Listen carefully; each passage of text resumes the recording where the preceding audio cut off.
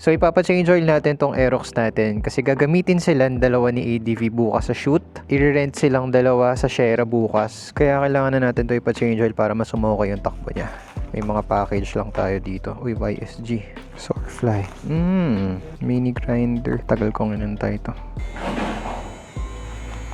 Yan, mga ipopost natin sa TikTok mamaya. Syempre ang ating 360 camera. Share ko na rin muna sa inyo yung mga upgrades na ginawa natin dito habang nagpapainit ako.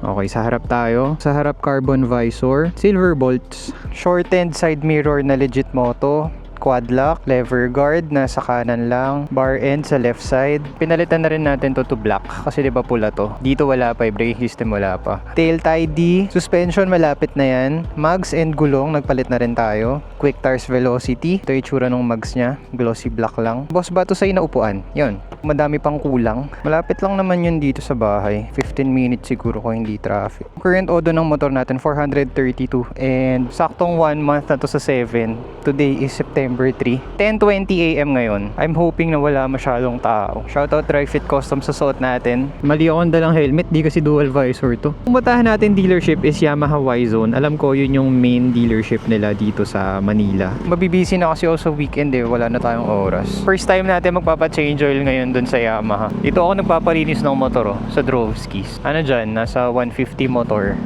Pero sobrang busisi at saka sobrang galing nung naglilinis dyan.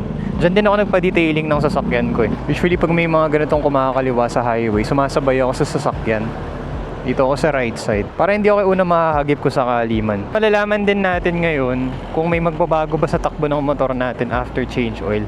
Kasi pag hinahataw ko siya, ewan ko kung sa CVT siya or sa langis niya eh. Medyo, alam niyo, medyo pigil yung takbo pag mabagal. Feeling ko sa CVT lang eh. Pero pag yung pinipiga mo na, tapos medyo high RPM na, sobrang smooth niya na.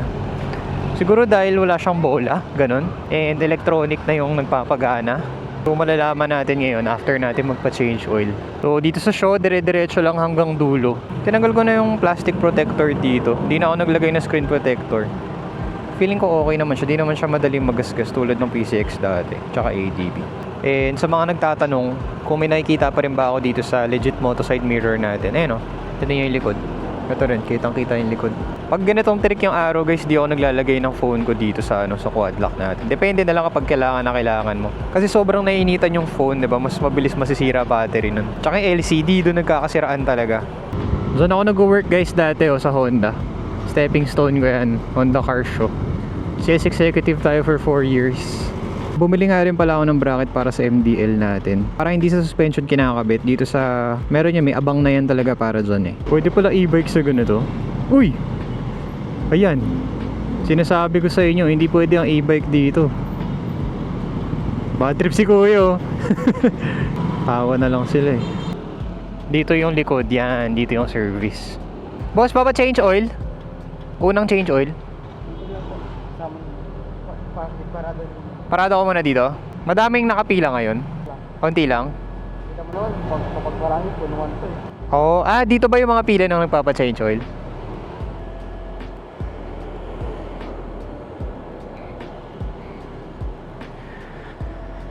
Uy, MT-09. Nagkaroon na ako nito. Ganito yung kulay. Okay guys, so nandito na tayo sa Y-Zone ngayon. At papasok na tayo sa loob. Tago lang natin tong camera natin. May lagayan pala sila ng helmet dito. Ito yung mga motor guys kung nakita nyo mga inaayos. Nakikita ng mga tao na nagpapagawa ng mga motor. Kaya mas okay dito. Dito yung service area nila. Kapag magtitingin kayo ng motor, pag dumiretso kayo, makikita nyo. Maintenance package. 400 lang yung labor.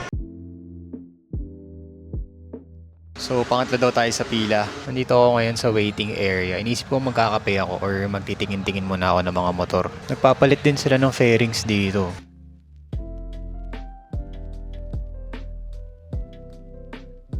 Coffee time. First PMS mo 1,000 km, second 4,000, third 7,000, fourth is 10,000 kilometers. Dahil nga 1 year lang ang warranty ng ating motor, ine-expect nila na makaka 11,500 ka sa isang taon. Stock PSI daw ng Aerox natin, 29 sa harap, 33 sa likod, kahit may angkas ka. Pag wala kang ginagawa sa bahay, review nyo tong manual, diba? Kasi nandyan yung mga special features yan, how to downshift for stronger acceleration, yung mga ganun. So, bawat motor iba-iba yan. So guys, ginagawa na yung motor natin. And kinakausap ko sila kuya, tinatanong ko kung pwede ba ako magpalit ng CVT, springs, ganyan. So, meron daw silang kliyente na nakapagpalit ng springs sa Techmax Turbo. Pero nagpalit din ng pulley set. Hindi na umandar yung motor. Sa sensor na siguro yon. So, sa mga naka-SP dyan na Aerox, huwag kayong magpapalit ng pulley. Pero, hindi ko na rin muna ina-advise na magpalit kayo ng springs. Intay-intay muna tayo sa mga kasubok, sa mga matatapang loob kung magpapalit sila ng springs, bell, tsaka lining, wala namang kaso yun. So, ang galing lang dito, hindi lang change oil ginagawa nila. Chine-check talaga nila lahat. Hangin, iniikutan yung motor kung okay ba. And mababait yung mga gumagawa. Nakakakwentuhan ko rin. So, tapos na ang ating change oil and gear oil. Nilalagay nila yung pinaggamitan nila. Ito yung oil na ginamit. And ito yung gear oil na ginamit. So, pinapatong nila sa motor mo kung ano yung ginawa nila. Kahit sa mga ibang motor na inayos dito. Ngayon, hindi ko alam saan lalagay ito. Basura na to eh. Boss, pwede makitapon? Saan pwede makitapon? Dito. So, makikita natin kung smooth ba siya or hindi.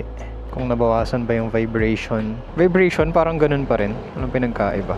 Usually, bago ako umandar, pinapaabot ko ng 65 to 70. Kasi ang normal running temperature niya nasa 80 plus eh. So, at least pag umabot ng 65 to 70, nakasirculate na yung oil natin sa makina. Tara, biyahe na tayo. Pinapakiramdam ako, medyo hirap pa rin siya eh. Parang hindi naman na.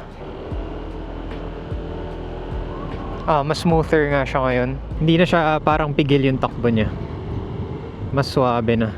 Sarap na ibiyahe nito ng malayuan. Okay naman yung service doon, may libreng kape. Tapos mababait yung mga tao, wala akong nakausap na masungit doon. So lahat na nakausap ko doon maayos. Nakapag-ikot-ikot pa tayo, nakapagtingin-tingin ako ng motor. Kaso nga lang bawal daw mag-video. Hindi natin na-videoan yung proseso, pero nakita ko naman siya in person. Kasi sa harap ko lang din ginagawa. Nawala na yung reklamo ko sa kanya na kapag low speed, parang nahihirapan siya tumakbo. Ngayon smooth na siya, high speed and low speed. Ayan, sobrang smooth na nga ng takbo niya. Overtaking power, mas masarap na overtake ngayon. Ang suabe ng engine. Sa vibration, minimal lang naman kasi talaga vibration nitong motor na to. Hindi mo siya talaga mararamdaman. Kung magpapa-change oil kayo, sabay nyo na yung gear oil palagi. Magkano lang naman? Wala pang 100 ata yun. Para alagang-alaga talaga yung motor nyo. Okay din na saka kayo nagpapa-change oil. Kasi merong record, diba? Hindi lang basta-basta sabing na change oil, ganyan. Pagbebenta nyo yung motor nyo, at least may records kayo na chine-change oil nyo talaga. So, ang next change oil natin, 2,000 odo na. Gravity. Kanina rin guys, pinagmamasdan ko yung oil kung okay pa ba or hindi. Hindi naman siya ganun kaitim. Medyo transparent pa yung kulay. So sa mga nagbabalak magpa-change oil, dyan na kayo magpa-change oil sa Y-Zone. Kasi dyan ang main branch. Anong motor to? XADB XADB nga. Dami na kasing kamukha ng XADB. Gaya-gaya na yung mukha hindi ko na alam eh. Bukas malalaman natin ang tunay na takbo niya talaga. Tsaka guys, if Yamaha oil yung bibilin nyo, saka saan na lang kayo bumili? Pag Shopee kasi sobrang dami ng napipeke eh. Kahit nga mga parts napipeke eh. Ay mga gantong akyatan, very basic. Kahit patayin pa natin yan. Ayun o, post ako ma-RPM. Nakauwi na tayo. Salamat sa mga nanood. Definitely mararamdaman nyo talaga yung pagkakaiba from the stock oil na nakalagay dito. Tapos pag change oil na siya, mas naging smooth yung arangkada niya. Mas umokay siya guys, and pwede nang bira-birahin to. So gagawa muna ako ng TikTok contents. Bye guys, peace!